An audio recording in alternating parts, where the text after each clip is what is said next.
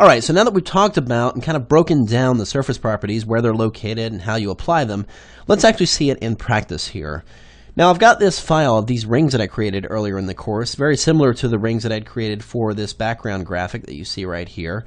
And I'm just going to do kind of the same thing of applying a carbon fiber texture to them to create some really interesting carbon fiber rings. Now to go ahead and get started doing this, we of course need to have our texture. Now I've got a texture here that I actually found on iStock Photo. It's a simple carbon fiber texture. What's cool about this one though is that it came seamless. Meaning if I go and do it as a tile, if I tile it as a pattern, it's not going to look like, you know, it's out of sync. It's actually going to line up because it is a seamless pattern. And if you just want to test it, you can actually go under the filter menu to offset and increase the left and right horizontal. And if you don't see an obvious line, that means it's a seamless pattern, and it's going to continue to repeat no matter what you do. So you can actually search seamless patterns in iStock Photo for these types of things, and you'll actually return quite a few results, and that's how I obtained this one. So what I'm going to do is go ahead and do a select all, Command or Control A, and then just copy this to the clipboard. Let's go under Edit and go choose Copy, and we'll just minimize this image. And we'll back in our 3D layer here. I'm just going to go ahead and select one of the 3D objects here. And obviously, because we extruded it and wrapped it around itself, basically revolved it, then it would what we're seeing here is actually the extruded side of the object. So I'm going to go ahead and choose Layer 2 Extrusion Material, and going to go into the Properties panel here, and with the Layer 2 Extrusion Material selected, we've got all the various properties here. I'm going to go up to the Diffuse setting and just click on that little folder icon and choose New Texture. Now it's going to remember the size of the document I have in my clipboard, which I copied that carbon fiber clipboard or image to my clipboard. It remembers that and creates the new document based on those dimensions. Now all it does is create that file. You have to go back into that same menu and choose Edit Texture to modify that texture file. So I'm just going to go ahead and press Command V. It's going to paste that texture in there. I'm going to close it and save the changes, and there you can see it wraps it around my object. Now you can see it's kind of stretching this object around, and I need to modify its position on the 3D object. Well, the first thing I want to do is actually go back and select the Layer 2 main item here. We've got the twirl down and select the main object line item here. And in the Properties panel, you've got all these different properties. What I want to change is this one here where it says Texture Mapping. Right now it's set to Scale. So it's going to scale the object or the texture file to fit the object in the best possible way. But the problem with that is it distorts the texture. So I'm going to go over here and change this to Tile. And because this is a seamless texture, it should fit a little better and look a little less stretched. See, there you go. Now it looks pretty good. Now what if you wanted to modify it further than that? Maybe I want the carbon fiber texture to be a little bit smaller. Well, I'm going to go back and select that Layer 2 Extrusion Material and go back into that same Diffuse setting and go down here in this pop-up menu again. But this time I'm going to choose Edit UV Properties.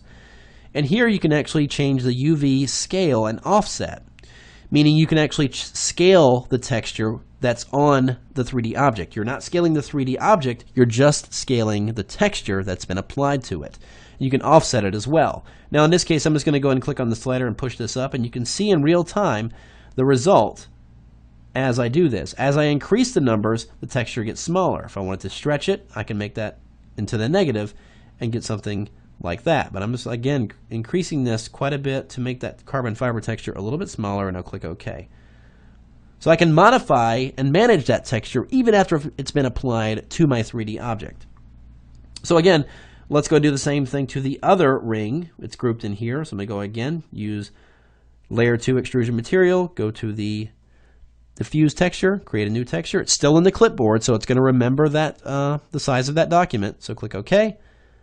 Once again, back in there, choose Edit Texture, Command or Control V, or just simply go into the Edit menu and choose Paste. And we'll go ahead and close that, save the changes. There's the texture on the other ring. Let's go and fix that mapping. We'll change it to Tile once again. And back on the extrusion material, let's go and edit the UV properties and bring that scaling up a little bit.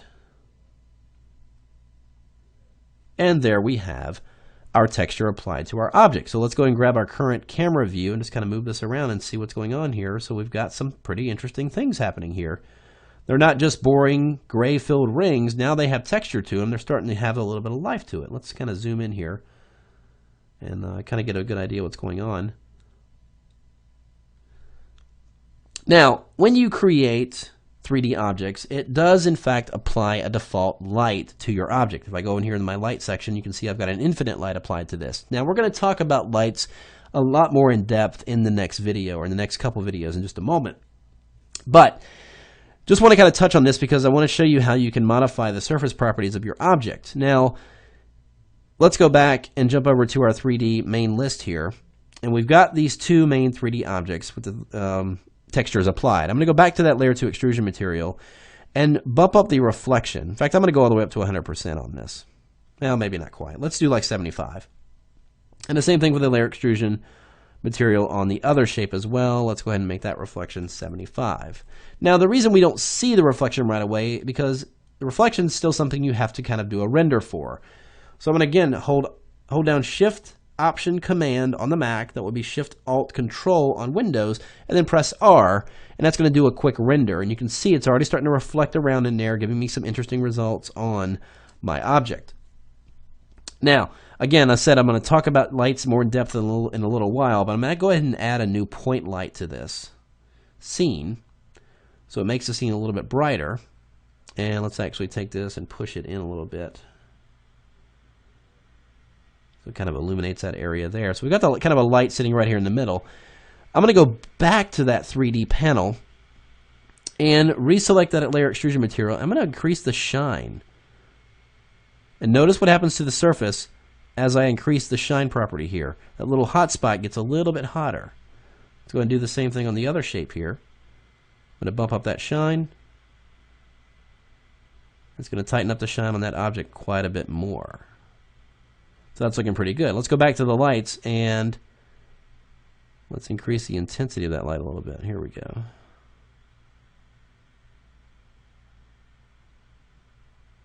So I'm getting that really cool shine on there just by modifying those lights. So it's just, and just a couple of properties. We've modified the layer 2 extrusion, which is the only surface we see. We added a texture to it, and then we increased the shine, added a reflection, and it's reflecting off each other and all that. I'm not going to add an environment to this because that would just be too chaotic with the way the carbon fiber is now. Reflecting an environment would just make it really crazy, and there'd be way too much going on. But you can really get a good idea of what you can do with simple textures and surface properties. Now, as I said, we're going to get into lights much more depth in the next video. But hopefully this gives you a really good idea of what you can do. And notice, I'm going to go ahead and move my current view here, move this around. I'm noticing things, and I actually feel it. Things are moving a little bit slower when I move things around because there's a lot more processing going on here. It's more than just a simple shape. Now it's got texture. It's actually got an image file applied to it, along with other lighting things and other surface properties that add to the processing. And this is a lot of imaging to process going on here. So you're going to start to notice a little bit of lag in it, but fortunately, it's on the tail end of your project. After you do this, you really kind of just modify the lighting and then start doing your rendering and all your little tweaking, and then you're getting close to being done. So let's go into the next lesson and talk a little bit about lighting and the various lights you can apply and how you can modify them and make them work for you. However, before I do that, let's do a quick render here and get an idea of what we've got going on here after those minor changes I just made. Again, Shift Option Command R, and let's go ahead and run it through here, and you can see it's generating those reflections, and everything's looking pretty good. Do a little bit more tweaking, but you can kind of see, based on what I've done here up to this point, how I was able to get to this image here. Now, obviously, I added a few more elements going on here with some depth of field and the lighting and everything like that. But that's just taking it to that next level. But getting there is as simple as doing this, creating the shapes, applying the textures, then modifying the surface properties to get something that looks that much more realistic. And this is kind of where people kind of get stuck sometimes. They'll get to a certain point with 3D and have very basic shapes, but being able to take it to that next level, to give you that realism that you were never able to achieve before in Photoshop is really, really big deal in here, and something I certainly encourage you to experiment with more of. And I'm going to have a lot more training and tutorials on that in the coming months as well. So let's go in and talk about the last thing, which is the lighting, and then we'll get into more rendering and everything like that and finishing off our project. And then we're going to culminate all of this into one quick project we're going to put together at the end here.